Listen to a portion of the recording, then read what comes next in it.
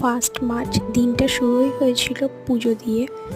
তো সেদিন ছিল এই যে আমার দিদি আর দাদা মানে জামাইবাবুর 4র্থতম বিবাহবার্ষিকী। তো সেদিন শনিবার থাকায় খাওয়া দাওয়া বা কিছুই সেলিব্রেশন হয়নি। তো রবিবার দিন আমাদের একটু টুকটাক খাওয়া দাওয়া হয়েছিল, রান্না মানে নর্মাল বাড়িতে যে সমস্ত হয়, মাছ মাংস এই সমস্ত আর কি। আর সন্ধ্যের দিকে এই যে কেক নিয়ে এসেছিলাম, যেটা আমাদের পাড়ার বোন লালটি, ওর কাছ থেকে কেকের টেস্ট সব কিছুই ভালোই ছিল। আর এই যে দাদা দিদি আর আরুরানি কেটে নিচ্ছিল, তারপর একে অন্যকে খাইয়ে বাবা মা সবাই মিলে খেয়ে দিয়ে সেদিনের সেলিব্রেশন আমাদের ছোট্ট করে ভালো মতোই কেটেছিল।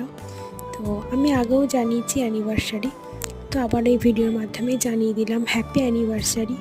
ভালো থাকো, সুস্থ থাকো। তো তোমাদের কেমন লাগলো জানিও। টাটা।